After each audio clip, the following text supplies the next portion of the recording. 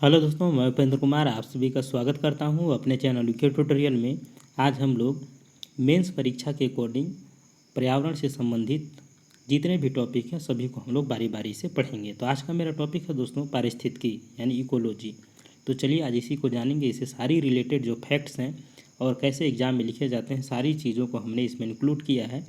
तो चलिए शुरू करते हैं। मेरा राइटिंग थोड़ा अच्छा नहीं बनता है दोस्तों, तो उसको इग्नोर करके चलिएगा, क्योंकि मूल चीज़ों को देखिएगा कि हमने लिखा क्या है और आपके लिए यूजफुल है कि नहीं। क्योंकि आपका राइटिंग अच्छा बनता है तो आपके लिए बहुत अच्छी बात है। तो चलिए शुरू करते हैं। तो पहले हमने लिखा है इसका परिचय। परिचय में हमने डाला है दोस्तों कि पारिस्थितिकी विज्ञान में जैविक तथा अजैविक पदार्थों के पारस्परिक संबंधों का अध्ययन किया जाता है, यानी कि उसके संबंधों का अध्ययन किया जाता है, वही पारिस्थितिकी है। पारिस्थितिकी शब्दावली का प्रयोग सबसे पहले 1869 में ई हेकल यानी बोलते हैं अर्नेस्ट हेकल ने किया था। तो यहाँ पर थोड़ा समझिएगा, पारिस्थितिकी हम बोल रहे हैं, पारिस्थितिकी शब्द का प्रयोग पहले किसने किया तो ई हेकल ने किया था। इसकी बहुत सी शब्दावली का विकास हुआ पिछले कुछ दशकों में हुआ है। उदाहरण के लिए अगर देखें तो पारिस्थितिकी तंत्र शब्दावली को सबसे पहले आर्थर टांसले ने 1935 में दिया था। तो पारिस्थितिकी जब भी पूछेगा तो आपको पूछना है कि ई हेकेल ने, और पारिस्थितिकी तंत्र बोलेगा तो आर्थर टांसले ने। चलिए आगे देखते हैं कि जैविक जगत यानी लिविंग वर्ल्ड्स में जैसे पेड़ पौधे हो गए, जीव जंतु तथा सूक्ष्म जीव, तथा अजैविक जगत यानी नॉन लिविंग वर्ल्ड्स में अर्थात भौतिक और रासायनिक पर्यावरण के स्वतः नियामिक संबंधों को पारिस्थितिकी तंत्र कहते हैं। यानी जैविक जगत और अजैविक जगत के जो पारस्परिक संबंध होंगे उसे ही हम लोग कहेंगे पारिस्थितिकी तंत्र। आगे देखते हैं, आगे परिचय में हमने क्या लिखा है। पारिस्थितिकी तंत्र की अवधारणा का मुख्य विचार यह है कि जीवित जीव अपने स्थानीय परिवेश में हर दूसरे तत्व को प्रभावित करते हैं। यूज और ओदुम ये दो ऐसे व्यक्ति हैं दोस्तों, ये पारिस्थितिकी तंत्र के संस्थापक ने कहा, ये दोनों पारिस्थितिकी तंत्र के संस्थापक थे, और इन्होंने कहा कि एक इकाई जिसमें सभी जीव शामिल हो अर्थात समुदाय जो भौतिक वातावरण को प्रभावित करे तथा प्रणाली के भीतर ऊर्जा का प्रवाह स्पष्ट रूप से परिभाषित पोषण संरचना, बायोटिक भिन्नता और सामग्री चक्र अर्थात जीवित और निर्जीव भागों के बीच सामग्री का आदान प्रदान एक पारिस्थितिकी तंत्र है। यानी भौतिक और अभौतिक तत्व जितने भी हैं दोस्तों, उसमें जो ऊर्जा का संचार होता है एक क्रम में, तो ही पारिस्थितिकी तंत्र है। तो ये हमने इसका परिचय में दिया है। अब चलिए इसको हम लोग फैक्ट को चीज़ों को देखेंगे क्या क्या चीज़ें हैं। आप परिचय को बदल भी सकते हैं अपने अनुसार से, उसमें कुछ और इंक्लूड कर सकते हैं। पारिस्थितिकी क्या है तो पर्यावरण या वातावरण के जीव समुदाय के पारस्परिक संबंधों का अध्ययन ही पारिस्थितिकी है। तो पारिस्थितिकी संबंधों का अध्ययन क्या है दोस्तों, पारिस्थितिकी है किसका तो पर्यावरण या वातावरण के जीव समुदाय का। अब पारिस्थितिकी तंत्र क्या है तो वातावरण के जैविक तथा अजैविक घटकों में अंतःक्रिया से विकसित तंत्र को पारिस्थितिकी तंत्र कहते हैं। यह एक खुला तंत्र होता है जिसमें सामग्री एवं ऊर्जा का निरंतर प्रवाह होता रहता है। पारिस्थितिकी तंत्र क्या है, एक खुला प्रवाह है जिसमें पूरे वातावरण शामिल होते हैं और उसमें एक दूसरे का जो ऊर्जा का होता है आदान प्रदान होते रहता है। एक प्रक्रिया जो है सदैव निरंतर चलता रहता है। पारिस्थितिकी तंत्र संरक्षित और सुसंगठित तंत्र होता है। तो ये हो गया पारिस्थितिकी तंत्र के जो क्या है उसके विषय में। अब पारिस्थितिकी तंत्र की संरचना को समझेंगे। जैविक एवं अजैविक घटकों के परस्पर क्रियाओं के फलस्वरूप एवं भौतिक संरचना विकसित होती है जो प्रत्येक प्रकार के परितंत्र की विशेषता है। एक परितंत्र के पादप एवं प्राणी प्रजातियों की पहचान एवं गणना इसकी प्रजातीय के संगठन को प्रकट करता है। विभिन्न स्तरों पर विभिन्न प्रजातियों के ऊर्ध्वाधर वितरण को स्तर विन्यास कहते हैं। अब पूछेगा स्तर विन्यास क्या है तो विभिन्न स्तरों पर जो है दोस्तों विभिन्न प्रजातियों की ऊर्ध्वाधर वितरण को ही स्तर विन्यास कहते हैं। अब पारिस्थितिकी तंत्र के दो अवयव होते हैं, एक होता है अजैविक घटक, अब एक होता है जैविक घटक। अजैविक घटक में आ जाएगा दोस्तों निर्जीव चीज़ें, और जैविक घटक में हो जाएगा आपका जीवित चीज़ें यानी सजीव चीज़ें। अब अजैविक घटक में देखेंगे दोस्तों, इसको भी तीन भागों में बांटा गया है। एक हो जाएगा भौतिक वातावरण, एक हो जाएगा पोषण और एक हो जाएगा जलवायु। तो भौतिक वातावरण में क्या आता है, मृदा, जल और वायु। और पोषण में आ जाएगा कार्बनिक एवं अकार्बनिक पदार्थ। जलवायु में आ जाएगा कि सूर्य की रोशनी, तापक्रम, आर्द्रता, दाब और आदि। इसके बाद अगर सजीव में देखें तो उत्पादक यानी हरे पौधे, उपभोक्ता यानी जंतु जो पौधे को खाते हैं उसको उपभोक्ता कहते हैं।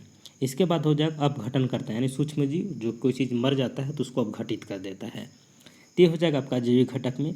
अब चलिए हम लोग जैविक घटक में चीज़ों को ही मुख्य रूप से पढ़ना है पारिस्थितिकी के अंदर।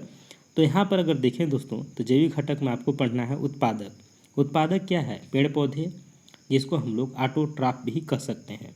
पेड़ पौधे को उत्पादक है क्योंकि ये डायरेक्ट प्रकाश की रोशनी से उत्पन्न होती है। इसके बाद दूसरा जो आपका है उपभोक्ता, जो सर्वहारी होते हैं यानी उपभोक्ता जो प्राथमिक उपभोक्ता को अपना भोजन करके अपना जीवन यापन करते हैं।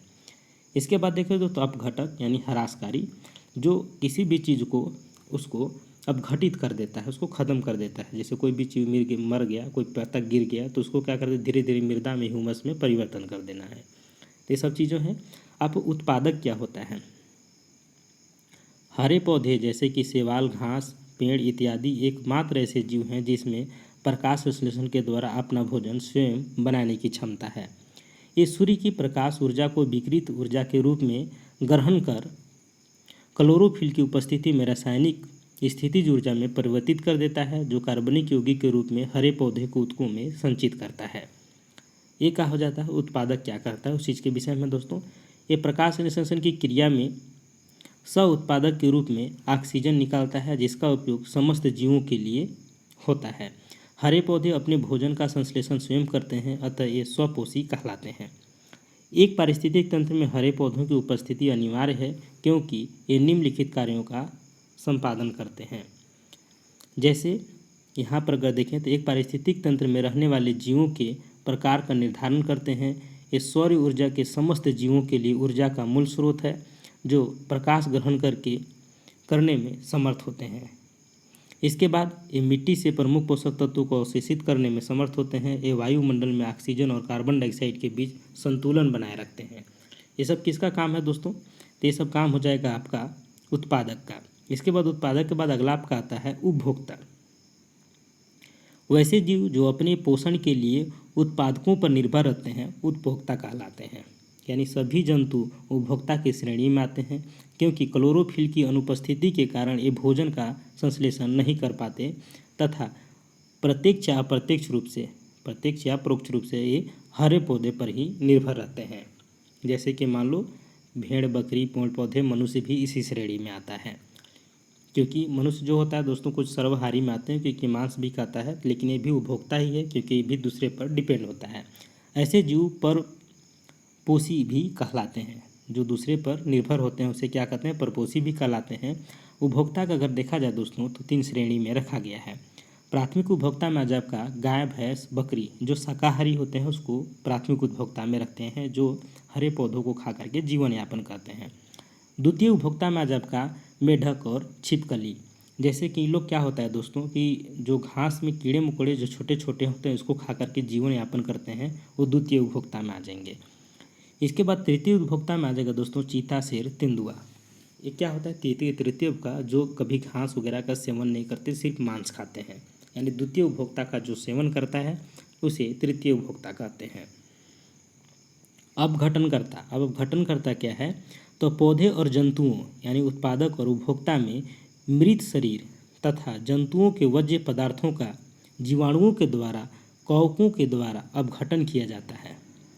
अब क्या होता है? तो कवकों के द्वारा अपघटन किया जाता है, अतः जीवाणु एवं कवक जो होते हैं अपघटनकर्ता कहलाते हैं।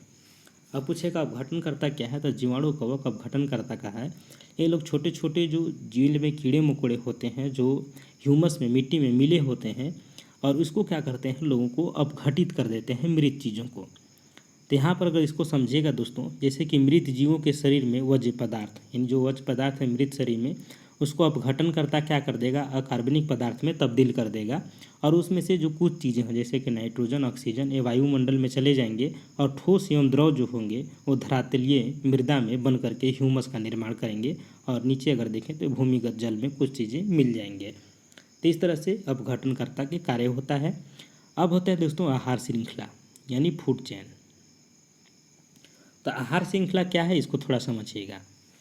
आहार श्रृंखला को अगर देखेंगे दोस्तों तो यहाँ से सूर्य की रोशनी पड़ती है, तो सूर्य की रोशनी पड़ने के बाद हरे पौधे उगते हैं, ये तो आपको पता ही होगा। अब सूर्य की रोशनी पड़ेंगे तो हरे पौधे होंगे, हरे पौधों को खाने के लिए कौन आ रहा है, तो यहाँ पर हिरण। ये हिरण क्या है, शाकाहारी है, तो यह प्राथमिक उपभोक्ता हो जाएगा। इसके बाद देखिए दोस्तों, तो हिरण के खाने के लिए जो बाघ आ रहा है, तो ये हो जाएगा आपका, हिरण को खा करके अपना जीवन यापन करेगा, यह मांसाहारी है। तो इस तरह से देखें तो एक आहार श्रृंखला बना हुआ है कि सब कोई एक दूसरे पर डिपेंड है। हरे पौधे किस पर डिपेंड है, तो सूर्य के प्रकाश पर डिपेंड है। और हिरण किस पर डिपेंड है, तो उस घास पौधे पर डिपेंड है। और उसी प्रकार से अगर देखें तो बाघ किस पर डिपेंड है, तो हिरण पर डिपेंड है। तो इस तरह से एक खाद्य श्रृंखला बनती है। एक पारिस्थितिक तंत्र में श्रृंखलाबद्ध तरीके से जुड़े जीवों के द्वारा ऊर्जा का एक पक्षीय प्रवाह होता है। यानी कि देखेंगे दोस्तों, तो ऊर्जा का जो होता है एक पक्षीय प्रवाह होता है, और जीवों की श्रृंखला को ही आहार श्रृंखला कहते हैं। जैसे कि एक पक्षी में देखेंगे दोस्तों, तो आप देख सकते हैं घास, घास को कौन खाता है, तो ग्रास होपर, जो ग्रास होपर होता है वो खाता है, यानी टिड्डा। और टिड्डा को कौन खाएगा, तो मेढक खाएगा। और मेढक को कौन खाएगा, तो सर्प खाएगा। और सर्प को कौन खाएगा, तो गिद्ध खाएगा। उसी प्रकार से एक आहार श्रृंखला है। नीचे एक और उदाहरण देख लीजिए, पौधा, पौधा के छोटे मोटे कृमि खाएंगे, कृमि को चिड़िया खा जाएगा। और चिड़िया को कौन खा जाएगा, तो बिल्ली भी खा जाएगा। तो इस तरह से एक श्रृंखला चलती है। और ये श्रृंखला देखिए दोस्तों, तो एक क्रमबद्ध रूप से चलती है, इसी को आहार श्रृंखला कहते हैं।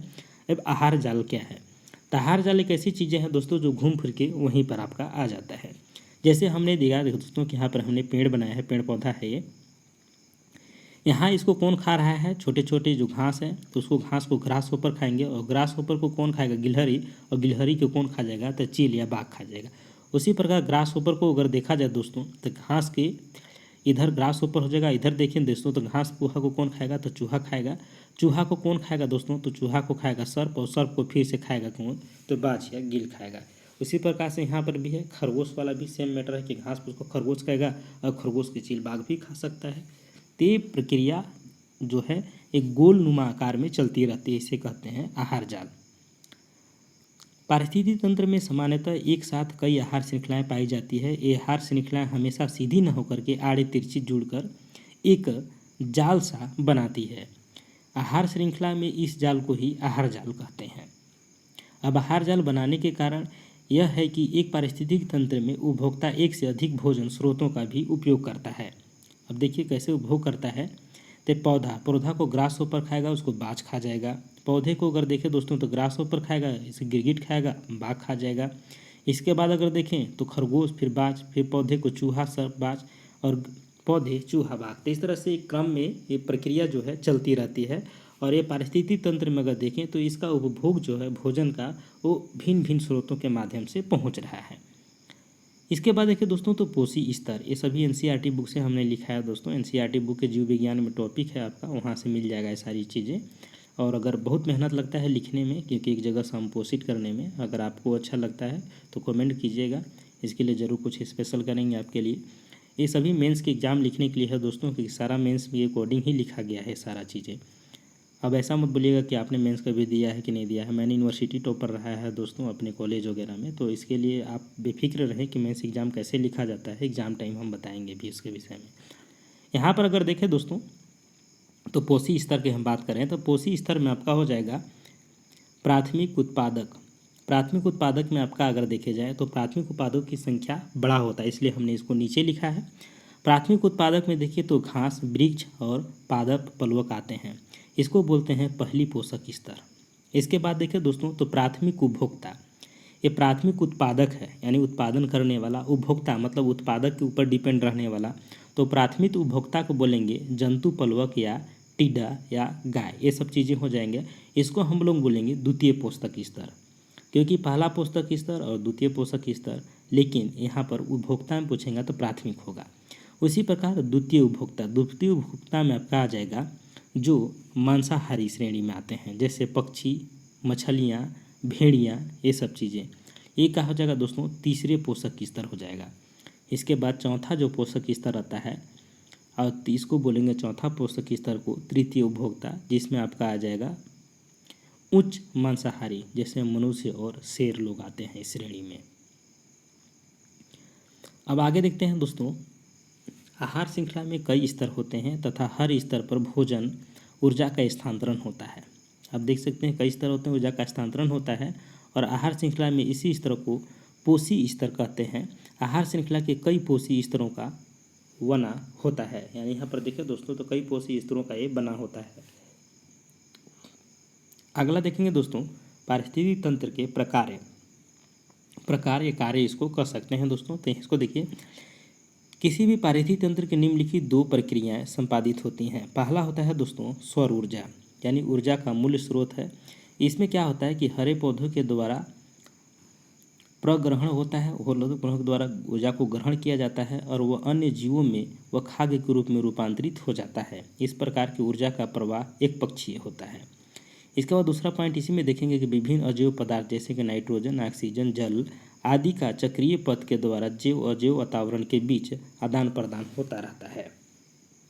ये हो जाएगा दोस्तों आपका प्रकार्य। अब ऊर्जा का प्रवाह कैसे होता है उसको थोड़ा सा समझिए।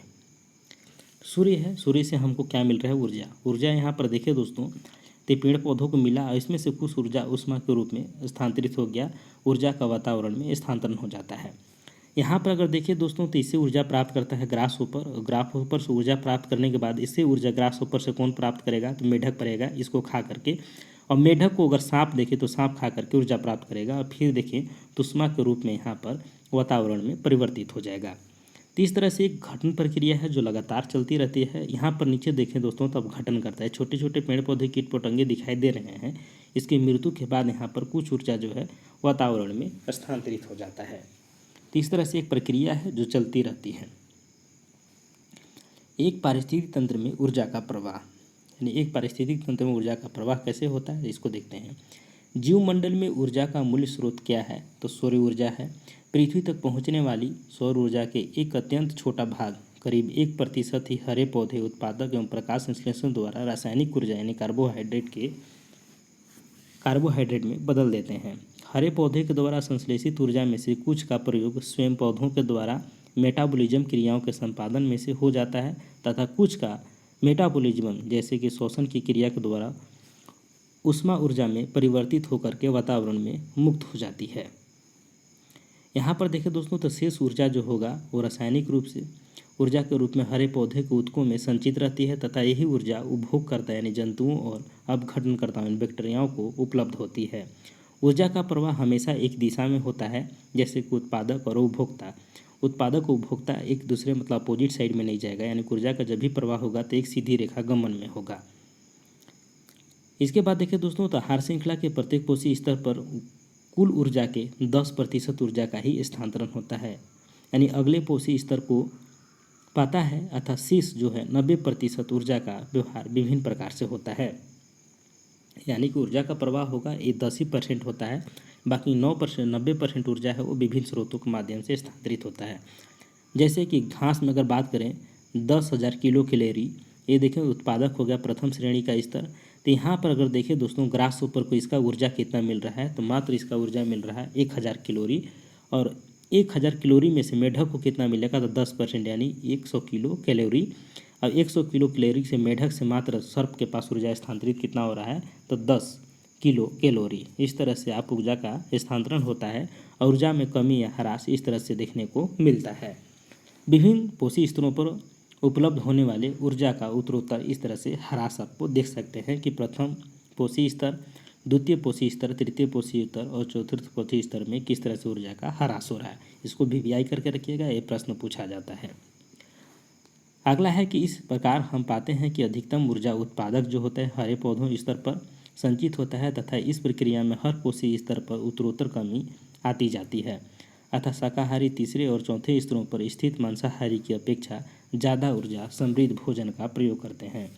सामान्यतः उच्च पोषी स्तर के जीवों में अपनी आवश्यकता की आपूर्ति के लिए ज़्यादा मात्रा में खाद्य पदार्थों की जरूरत होती है, अतः निचले पोषी स्तर पर जीवों की संख्या अधिक होती है। अगर विभिन्न पोषी स्तरों पर जीवों की संख्या का अवलोकन किया जाए तो एक पिरामिड की दृश्य आकृति बनती है जिसे संख्या पिरामिड्स कहा जाता है। तो यहाँ पर अगर देखें दोस्तों तो यही चीज़ें है कि यहाँ पर सबसे ज़्यादा होगा, क्योंकि उत्पादन में सबसे पहले उपभोक्ता में देखा जाए तो सबसे पहले जो प्राथमिक उपभोक्ता उसकी संख्या ज़्यादा, उसके बाद उसकी संख्या कम होगी, उससे ऊपर वाले की संख्या कम होगी। तो इस तरह से अगर देखें तो ये आपका पिरामिड तैयार होता है जिसे आप कह सकते हैं संख्या पिरामिड। सबसे नीचे घास है, घास से देखें तो घास काफ़ी संख्या में होती है, ग्रास उसके ऊपर होती है, कीट तो उसकी थोड़ा संख्या कम होता है। कीट से ऊपर जाएंगे तो मेढक उसकी थोड़ी संख्या कम होगी कीट की अपेक्षा, और मेढक की संख्या से सर्प की संख्या कम होगी और सर्प की संख्या से बाज की संख्या कम होगी। तभी एक ऊर्जा का संचालन एक अच्छे माध्यम के रूप में होगा और पारिस्थितिकी तंत्र बना रहेगा। अगर इसमें किसी तंत्र की अगर बहुलता हो जाएगी तो ऐसी स्थिति में पारिस्थितिकी तंत्र खराब हो जाता है। आगे देखते हैं दोस्तों पारिस्थितिकी की सामाजिक प्रासंगिकता, यानी पारिस्थितिकी की सामाजिक रूप से महत्वपूर्ण उपयोगिता क्या है। पारिस्थितिकी द्वारा पुनर्निर्माण की विशेषताएं तथा मानव तथा पारिस्थितिकी के पर्यावरण की निरंतरता हेतु अति आवश्यक है। पारिस्थितिकी से समाज को प्राप्त होने वाले प्रत्यक्ष अप्रत्यक्ष लाभों का विवरण निम्नलिखित है। तो चलिए क्या क्या लाभ प्राप्त होता है उसको देखते हैं। पारिस्थितिकी की सामाजिक रूप से महत्वपूर्ण उपयोगिता है। पारिस्थितिक तंत्र में खाद्यान्न, चारा, ड्राई फूड, शहद तथा फाइबर की ईंधन लकड़ी तथा कागज की लुगदी, इमारती लकड़ी एवं खाद्य प्राप्त होती है। इसी प्रकार अगर देखें दोस्तों तो कृषि आधारित, जंगल आधारित उद्योगों के कच्चा माल प्रदान करता है, चिकित्सीय जड़ी बूटियाँ प्रदान करता है, बाढ़ों को नियंत्रित करने में सहायता प्रदान करता है, तापमान की तीव्रता व सूखे को कम करता है, मृदा का अपरदन को रोकता है, मृदा से ह्यूमस को मिलाता है तथा उसकी उर्वरता को बढ़ाता है। स्वच्छ पारिस्थितिकी तंत्र जल, मृदा एवं हवा की शुद्धता करता है। पारिस्थितिकी तंत्र से कीड़े मकोड़े तथा रोगों को नियंत्रित करता है। पारिस्थितिकी तंत्र जो होता है पारिस्थितिकी के पुनर्निर्माण विशेषता को बनाए रखता है। वे आनुवंशिक स्रोतों को बनाए रखने में सहायता प्रदान करता है।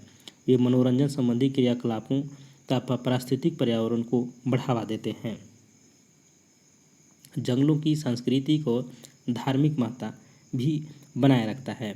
जंगलों की शैक्षणिक अनुसंधान संबंधी महत्ता भी है। इसके बाद देखें तो एक प्राकृतिक सुंदरता तथा सांस्कृतिक विविधता एवं सौंदर्यकर्ता को संरक्षित करता है। पारिस्थितिकी सिद्धांत क्या है इसको समझिए। इकोलॉजिकल प्रिंसिपल पारिस्थितिकी विज्ञान के में पारिस्थितिक संसाधनों का सदुपयोग तथा उनको स्वस्थ एवं टिकाऊ अवस्था में बनाए रखने का अध्ययन किया जाता है। पशु पक्षियों तथा पेड़ पौधों के विकास, वितरण, वृद्धि, विलोपन, विनाश इन्हीं सिद्धांतों के अंतर्गत होता है। पारिस्थितिकी के प्रमुख सिद्धांतों का संक्षिप्त विवरण निम्नलिखित है। पारिस्थितिकी जो होता है विज्ञान की मूलभूत इकाई पारिस्थितिक तंत्र है। भौतिक तथा जैविक क्रियाओं के एक रूपतावाद के सिद्धांत लागू होता है। भू आकृतिक विज्ञान के भांति पारिस्थितिकी विज्ञान की प्रक्रिया में एक रूपता के सिद्धांत जो भूतकाल में लागू थे वही वर्तमान काल में लागू होते हैं। सभी भौतिक एवं जैविक तत्वों में पारिस्थितिक प्रक्रियाशीलता पाई जाती है। पारिस्थितिकी तंत्र जो होता है प्रकाश सूर्य से प्राप्त होने वाली ऊर्जा पर निर्भर करता है। सूर्य से प्राप्त होने वाली ऊर्जा के पेड़ पौधों ग्रहण करते हैं, इसीलिए पेड़ पौधों को प्राइमरी उत्पादक कहते हैं। पारिस्थितिकी तंत्र में ऊर्जा संचार एक निम्न सिद्धांत है। प्रथम अगर देखा जाए तो प्रथम सिद्धांत किसी भी तंत्र की राशि को ऊर्जा में न तो उत्पन्न की जा सकती है और न ही उसका विनाश होता है। दूसरे शब्दों में ऊर्जा का अंतर्वाह या बहिर्वाह में संतुलन पाया जाता है। दूसरा सिद्धांत कहता है किसी भी प्रक्रिया में जो ऊर्जा छिड़ती है वास्तव में किसी कार्य के करने में ऊर्जा का स्वरूप बदलकर दूसरे स्वरूप में विदित हो जाती है। जैवमंडल में ऊर्जा संचार एक दिवसीय होता है। एक दिशीय मतलब एक सीधी रेखा में होता है। जैवमंडल में भौतिक तत्वों का संचार एक चक्र पथ के रूप में संपादित होता है। पारिस्थितिक तंत्र की उत्पादकता तथा उसका तात्पर्य प्रति इकाई जैव पदार्थ से है तथा यह उत्पादकता प्राइमरी उत्पादकों के द्वारा होता है। पारिस्थितिकी तंत्र में स्वतः नियामक यंत्र रचना यानी सेल्फ रेगुलेशन मैकेनिज्म पाई जाती है। यदि पारिस्थितिक तंत्र में परिवर्तन होता है तो धीरे धीरे स्वतः प्राकृतिक रूप से संतुलन स्थापित हो जाती है। ये सबके सिद्धांत है दोस्तों। यदि पारिस्थितिकी तंत्र एवं बाह्य बलों का प्रभाव अत्यधिक पड़ जाए तो पारिस्थितिक तंत्र जो है संतुलन नहीं रह पाता है। वनस्पति समुदाय का अनुक्रमिक विकास होता है। पारिस्थितिक अवस्थाओं में वनस्पति के एक समुदाय को दूसरे समुदायों में परिवर्तन होने से सेरी कहते हैं। अनुक्रमिकी विकास के सिद्धांत को विकसित होने वाली कम्युनिटी की क्लाइमैक्स कहते हैं। मानव पर्यावरण एक सक्रिय घटक है जो पर्यावरण में निरंतर परिवर्तन करता रहता है। आहार विविधता से पारिस्थितिक तंत्र में संतुलन एवं स्थिरता बढ़ती है। संसाधनों का सदुपयोग करते ही जैविक विविधता संभव है। इसके बाद देखिए दोस्तों तो ये सारी चीज़ें जैविक घटक से संबंधित था। अब थोड़ा अजैविक घटक को समझ लीजिए। अजैविक घटक में आपका आ जाता है।